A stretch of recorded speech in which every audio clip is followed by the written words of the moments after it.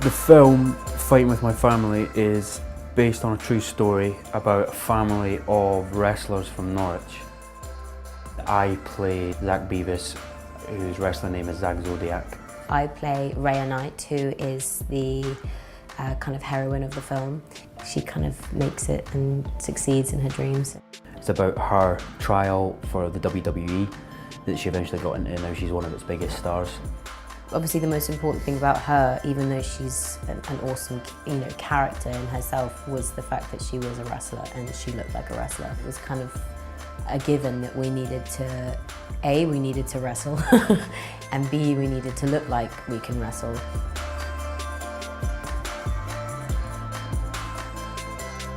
The main task with Florence was to take her from her regular role as an actor to a WWE wrestler. Paige, the wrestler she's playing, isn't your typical kind of big bulky wrestler. She's a bit more sort of attainable in terms of her aesthetics.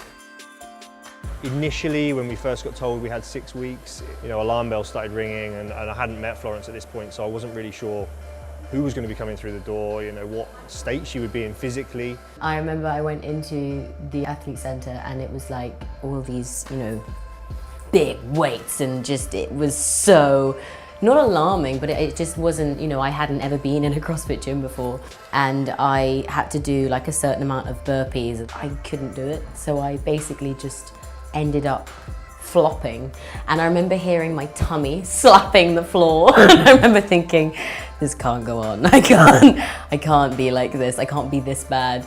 Programming wise, we had to drill down on movement primarily, fitness kind of secondary, and then obviously the aesthetics things would come along with that. Being able to move and knowing where your body needs to sit is a very specific thing with CrossFit. And like, for me, the most interesting thing at the beginning was learning what's a good position, what's a bad position. And obviously that's what wrestling is all about. You need to move in the correct way in order to keep yourself safe and keep the person you're wrestling safe. In Florence's case, for example, with the wrestling, we took time out to see what it was she was going to be asked to do. There was quite a lot of being on the floor, getting up, very similar to things like burpees, so we adapted the burpee slightly. The one thing that I noticed, which was it was straight away, was just how it kind of made me all very solid and secure. And the more secure I got within the ring, the more I wanted to throw myself about. And so it was doing those two together, side by side, was really beneficial. I'd say Florence is a fairly gifted athlete. She moves really well. She doesn't have any mobility issues.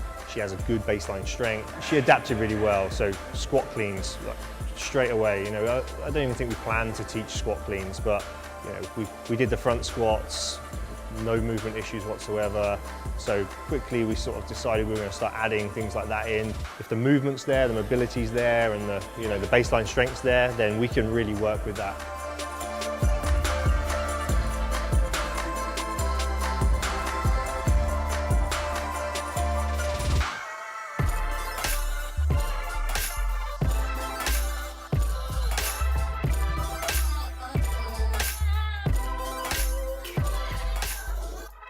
The first session was, a complete baptism of fire, as far as I was concerned.